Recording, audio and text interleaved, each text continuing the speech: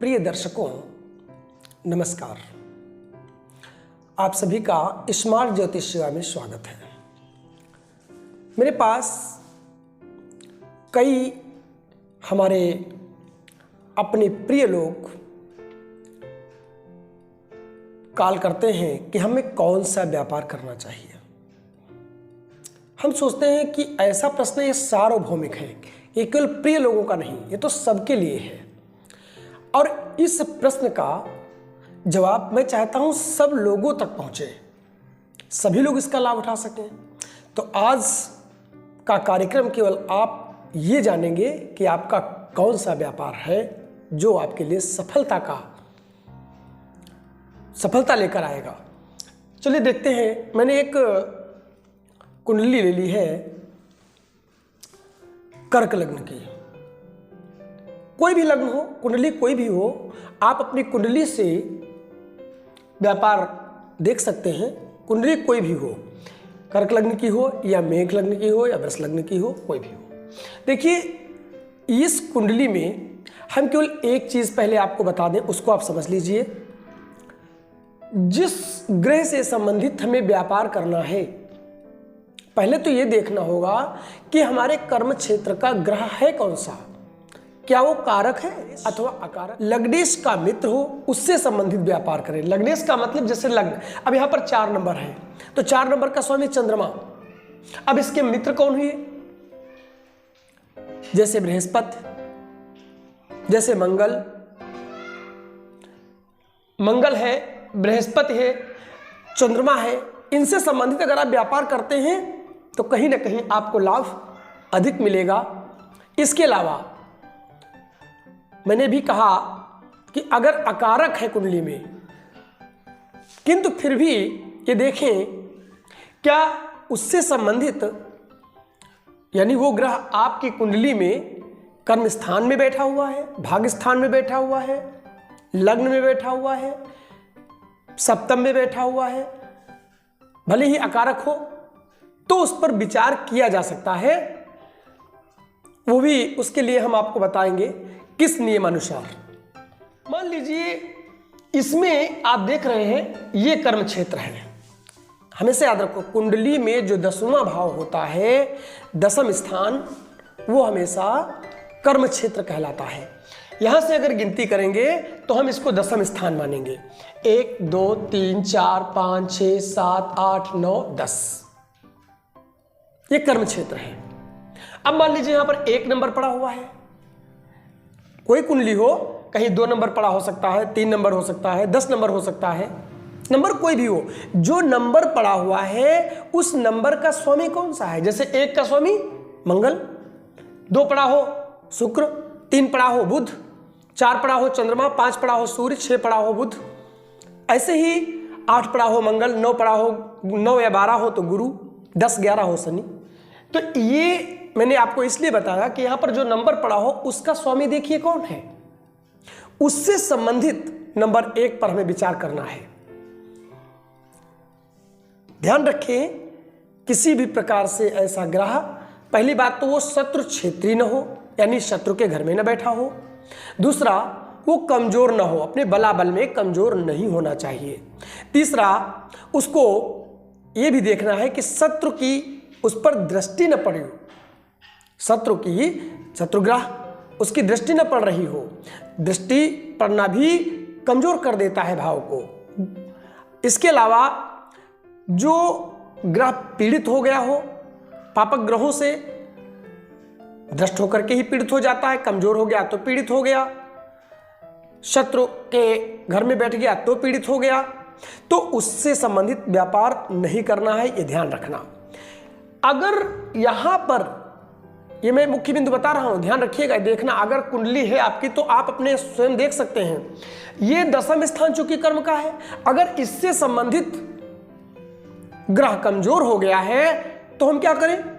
तो नंबर 2 पर हम व्यापार, जहां पर मैंने व्यापार लिख दिया है, इससे संबंधित हम देखेंगे 7वां स्थान को, क्योंकि इसके बाद हम 7वां स्थान को देखेंगे। अगर 7वां स्थान मजबूत है, यहां पर बैठा इसका स्वामी जो ग्रह है उसको देखेंगे, उससे संबंधित भी अगर वो मजबूत है, उसकी स्थिति मजबूत है, तो उससे संबंधित भी व्यापार कर सकते हैं। लग्नेश का मित्र है तो और अच्छी बात है, नहीं है देखेंगे तो देखिए उसकी स्थिति क्या है। बशर्ते व्यापार का क्षेत्र है, पूरी तरह से हम यहां से संबंधित व्यापार कर सकते हैं। अब आ जाते हैं मुख्य बिंदु पर। मैंने यहां कहा जैसे 1 नंबर पड़ा है तो यहां मंगल हो गया। अब आपको मंगल संबंधी व्यापार करना है, तो मंगल से संबंधित आप क्या क्या कर सकते हैं इसको समझिए। अगर आपका यहां पर 1 नंबर है और मंगल आपकी कुंडली में मजबूत है, भला बल में मजबूत है, शत्रु के घर में नहीं बैठा है, शत्रु क्षेत्री नहीं है, शत्रु की दृष्टि न हो, तो आप सर्जरी से संबंधित व्यवसाय कर सकते हैं, विद्युत से संबंधित व्यवसाय कर सकते हैं, जमीन से संबंधित व्यवसाय कर सकते हैं, पुलिस में जा सकते हैं, सेना में जा सकते हैं, ईंट भट्टे से संबंधित काम कर सकते हैं। मंगल साहस है, आप साहस से संबंधित कार्य कर सकते हैं। खिलाड़ियों के अंदर साहस होता है। आप खेल से संबंधित काम कर सकते हैं, यानी खेल विभाग में भी जा सकते हैं। इसके अलावा सबसे चीज आपको बता देते हैं, जमीन का क्रय विक्रय भी कर सकते हैं। अब आपको बता दें, ये हो गया मंगल से संबंधित कार्य, मेन चीज। अच्छा, एक चीज और बता देते हैं, मंगल विद्युत का भी कारक है, ध्यान रखिएगा। तो बिजली यानी विद्युत से संबंधित भी कार्य कर सकते हैं। अब आ जाते हैं, मान लीजिए यहां पर, अब यहां पर ध्यान दीजिएगा, 1 और 8 इन दोनों का स्वामी, यानी 1 नंबर हो या 8 नंबर, दोनों का स्वामी मंगल होता है और दोनों ही अवस्था में आप मंगल से संबंधित कार्य कर सकते हैं। अब दूसरा आ गया 2 नंबर और 7 नंबर। अगर यहां 2 नंबर लिखा हुआ है या 7 नंबर लिखा हुआ है, यानी 2 और 7, इसका हुआ शुक्र। यहां पर मैं लिख देता हूं 1 और 8, इसका हुआ मंगल। जानकारी के लिख दूं तो आपके लिए ज्यादा अच्छा रहेगा, जिससे आप भूलेंगे नहीं। अब यहां पर 2 नंबर हो या 7 नंबर हो तो इनका स्वामी होता है शुक्र। अब शुक्र से संबंधित आप व्यापार क्या करेंगे? शुक्र ऐश्वर्य है, शुक्र सुख है, शुक्र सुगंध है, शुक्र संसार के जितने भी सुख हैं वो सभी शुक्र से संबंधित हैं। तो ऐश्वर्य से संबंधित आप कोई भी कार्य कर सकते हैं, सुगंधित चीजों से संबंधित आप कोई भी कार्य कर सकते हैं। इसके अलावा रेस्टोरेंट भी शुक्र है, रेस्टोरेंट खोल सकते हैं, होटल खोल सकते हैं। स्त्रियों का जो सौंदर्य प्रसाधन होता है, ब्यूटी से संबंधित जो कार्य होते हैं, ये सभी शुक्र से संबंधित है। इत्र है, कपूर है, ये सभी सुगंधित चीजों का ही सामान जो होते हैं, सुगंधित सामान होते हैं, उनसे संबंधित आप व्यापार कर सकते हैं। इसके अलावा चांदी भी इसी में आता है। सजने संवरने का जो काम होता है वो भी इसी से संबंधित होता है। चावल होते हैं। इसके अलावा चौपाए जो पालतू जानवर होते हैं उनसे संबंधित भी कार्य शुक्र के अंतर्गत ही किए जाते हैं। आप सिनेमा में जाना चाहते हैं, अगर शुक्र आपका है तो आप सिनेमा में भी जा सकते हैं, आप सफल होंगे। ध्यान रहे, शुक्र आपका बलवान होना चाहिए। अगर बलवान है, आप इन विभागों को कोई भी चुन लीजिए, आप इसमें जाइए, आप सफल होकर के ही देखेंगे, आप खुद सफलता मिल जाएगी, आपको कहने की कोई आवश्यकता ही नहीं है। अब आ जाते हैं 3 और 6, इनका स्वामी होता है बुध। यानी यहां पर 3 नंबर पड़ा है या 6 नंबर पड़ा है तो इसका स्वामी होता है बुध। बुध क्या है? सबसे नंबर 1 बुध है वाणी, जैसे बोलने वाला काम, वाणी से संबंधित बुध है। वाणी, अगर आप वाणी से संबंधित यानी बोलने से संबंधित, किसी को समझाने से संबंधित कार्य कर रहे हैं, आप सफल होंगे। ज्योतिषी भी बनाता है बुध, लेखक भी बनाता है बुध। इसके अलावा सबसे बड़ी चीज है, जितना भी हरा पदार्थ देखते हैं, चाहे वो हरी सब्जी हो, खेतों की हरियाली हो, वो सभी बुध के क्षेत्र में है। बुध से संबंधित आप ये सभी कार्य कर सकते हैं। आप हरे पदार्थों का काम कर सकते हैं, ज्ञान, किसी को ज्ञान देने का कार्य है वो भी आप बुध के द्वारा, यानी बुध अच्छा है तो कर सकते हैं। व्यापार जितना भी है वो सब बुध के अंतर्गत है। मैं आपको बता दूं, एक ऐसा ग्रह केवल बुध ही है जो व्यापार कोई भी हो, सारे व्यापार बुध के अंतर्गत। बुध अगर बली है तो आप कोई भी व्यापार करें, आप सफल होंगे। व्यापार कोई भी हो, सारा व्यापार बुध के अंतर्गत आता है।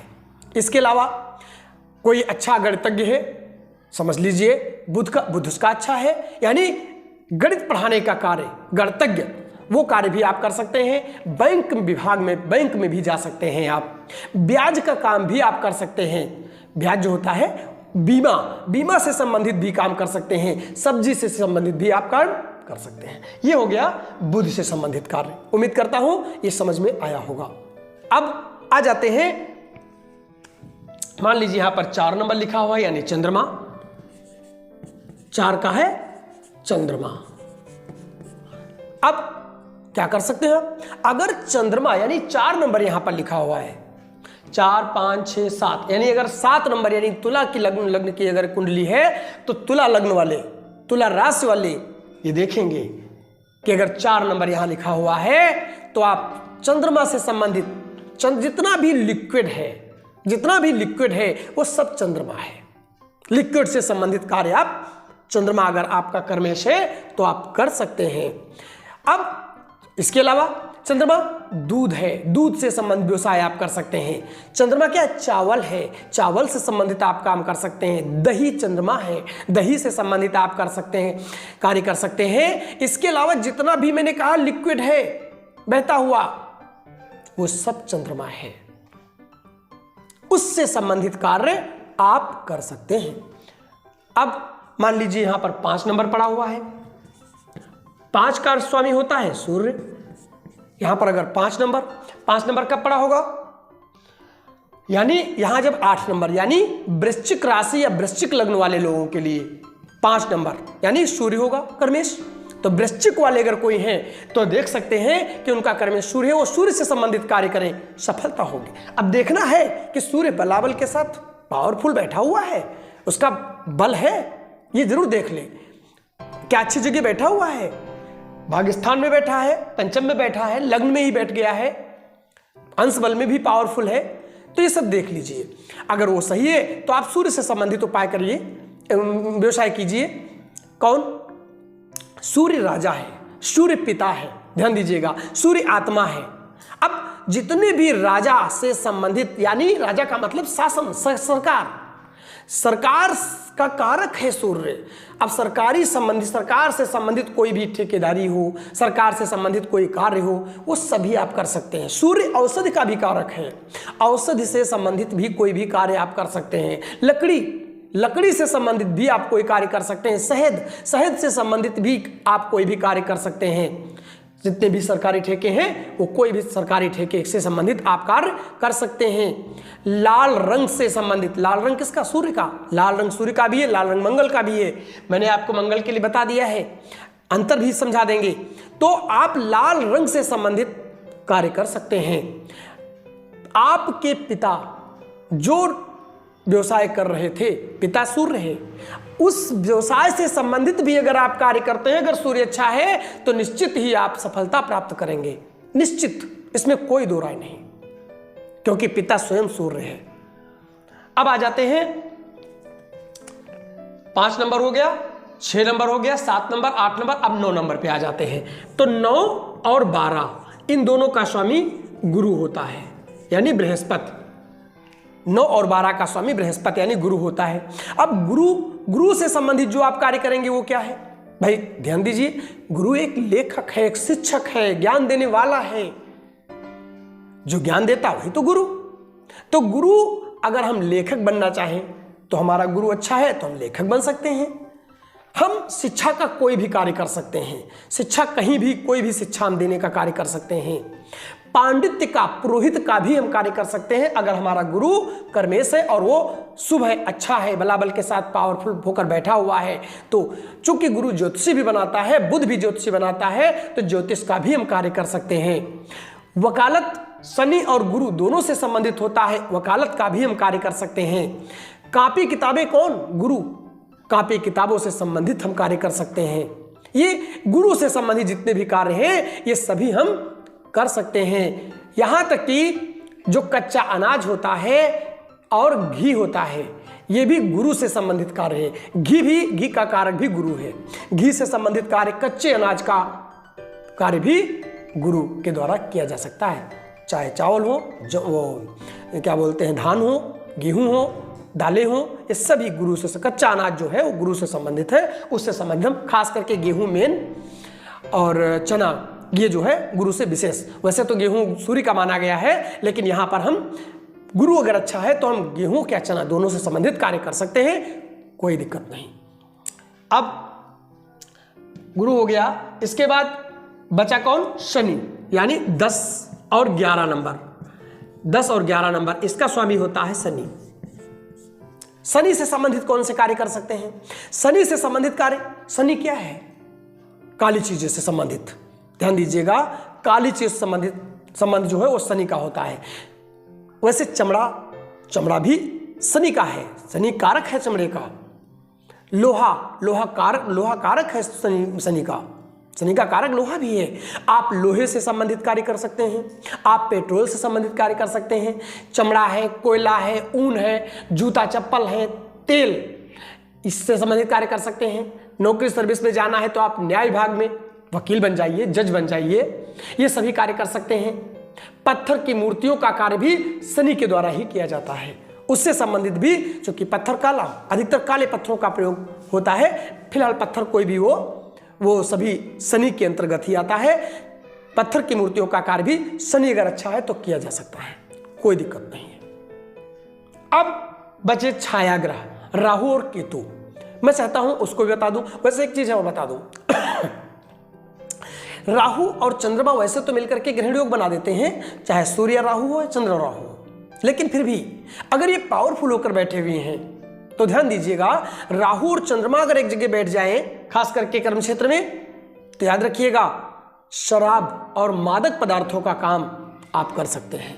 ध्यान दीजिएगा, शेष बता देता हूं, राहु, केवल राहु ही अगर कर्म क्षेत्र पर बैठ गया है, और वैसे तो मैं बता दूं इन 12 ग्रहों में, वो 12 घरों में, भावों में राहु एक ही जगह बैठना सबसे अधिक शुभ माना जाता है, और वो यही स्थान है, 10वां स्थान। अगर यहां राहु बैठ गया है फिर क्या पूछना, सबसे पावरफुल होता है राहु 10वें स्थान में। राजनीति का कारक होता है, कूटनीति का कारक होता है अगर 10वें स्थान में राहु बैठ गया है। यह सूत्र है, ज्योतिष का एक प्रबल सूत्र है ये। अगर राहु यहां पर बैठा है तो निश्चित रूप से आप राजनीति में बिना पूछे चले जाइए, बहुत आगे आप बढ़ जाएंगे। शनि है, राहु है, सूर्य भी, वैसे राहु को मेन माना गया है। अब राहु से संबंधित आप क्या कर सकते हैं? राहु खोज है, राहु अनुसंधान है, अचानकता राहु है, कोई भी काम अचानक हो जाए, कोई लाभ अचानक हो जाए, सब राहु है। अचानक धन की प्राप्ति हो जाए, सब राहु है। तो अनुसंधान के कार्य में आप जा सकते हैं अगर आपका राहु श्रेष्ठ है। अब आप किसी भी आकस्मिक लाभ जहां जहां मिलते हैं उनमें आप जा सकते हैं, क्योंकि आकस्मिक लाभ केवल राहु देता है। इसके अलावा जितने भी तामसिक पदार्थ है वो सब राहु के हैं। तामसिक पदार्थों में अगर आप कोई भी कार्य करना चाहें तो आप कर सकते हैं। अगर आपका राहु 10वें क्षेत्र में बैठा है या कहीं भी बली होकर के बैठा हुआ है तो आप कर सकते हैं। खास करके कर्मेश के साथ में अगर राहु बैठा गया बली होकर के तो भी आप राहु संबंधित कार्य कर सकते हैं। जासूस है राहु, गुप्त कार्य करने वाला है राहु, आप जासूसी का काम कर सकते हैं, आप गुप्त कार्य कर सकते हैं, वो सब राहु के द्वारा ही होता है। यहां तक कि आपको बता दें राहु सपेरा है, राहु सर्प का जो फन होता है राहु, और पूंछ केतु को कहा गया है, इसलिए आगे का भाग राहु है। तो सपेरे का काम भी राहु के अंतर्गत ही आता है। जहर से संबंधित काम भी राहु के अंतर्गत आता है। और इतना ही नहीं, जितना भी कीटनाशक का काम होता है, कीटनाशक औषधियां हैं, दवाइयां हैं, वो सब राहु के अंतर्गत आती हैं। और पहलवानी वो भी राहु के अंतर्गत आता है। इनसे संबंधित आप कोई भी कार्य कर सकते हैं राहु। अब देखिए यहां पर एक आपको बात बता दें, अकेला केतु बचता है। केतु से केवल एक बात मैं समझा देता हूं, शनि और केतु ये दो ग्रह ऐसे हैं जिनको लोग कहते तो खराब है लेकिन वास्तव में शुभ ग्रह। कैसे? शनि भले ही पापक ग्रह में आता है किंतु फिर भी वैराग्य शनि देता है, तपस्वी शनि बनाता है, सन्यासी शनि बनाता है, संत महात्मा शनि बनाता है।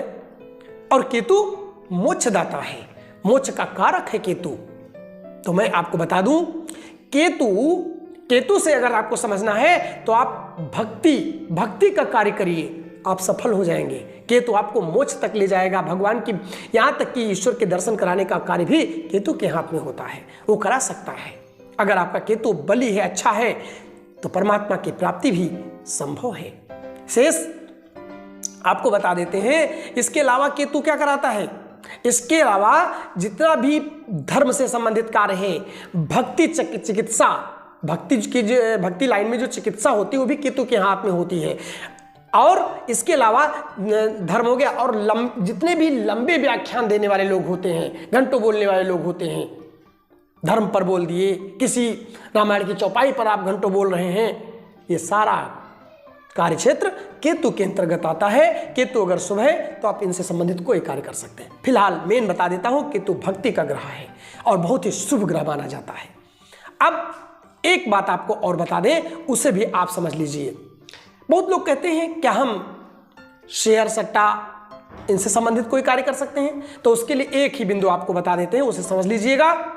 शेयर का कार्य, सट्टे का कार्य, लॉटरी से संबंधित कार्य अगर आपको करना है तो दो चीजें आप विधिवत देख लें। पहला तो पंचम स्थान और इसका स्वामी यानी पंचमेश पीड़ित न हो।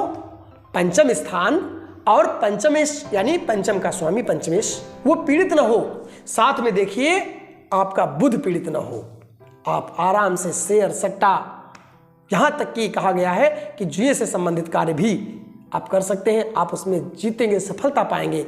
बशर्ते इतना जरूर कहूंगा, आप अच्छे कार्य करें, शुभ कार्य करें। मैंने 9 ग्रहों के बता दिए हैं। उम्मीद करता हूं आपकी समझ में आया होगा। आज केवल ये व्यवसाय पर मैंने कार्यक्रम बनाया है। व्यवसाय पर मैं एक और कार्यक्रम इससे भी अच्छा बनाऊंगा, जिसमें आपको और अच्छे ढंग से समझाऊंगा। उसमें कुछ थोड़ा इससे परिवर्तन होगा, लेकिन वो कहीं और समझ में आपको आएगा। आपको व्यवसाय से संबंधित कोई भी प्रश्न है आपके पास तो आप बिल्कुल पूछ सकते हैं। मैं आपके प्रश्न का उत्तर देने की अपनी शक्ति के अनुसार कोशिश करूंगा। अपनी सामर्थ्य के अनुसार मैं आपको अवश्य जवाब दूंगा। इसके अलावा हमने जो चीज़ें बताई या हमने जो कार्यक्रम आपको दिया, वो कार्यक्रम अपने पास तक मत रखिए, अपने मित्रों तक अवश्य दीजिए, जिससे इसकी जानकारी उनको भी मिल सके। पता नहीं कौन इसका लाभ उठा सके, तो मैं चाहता हूँ इसका लाभ सभी लोग उठाएं। लाइक जरूर कीजिए, शेयर कीजिए, सब्सक्राइब अगर आपने नहीं किया है तो सब्सक्राइब भी कीजिए। शेष इतना ही। नमस्कार।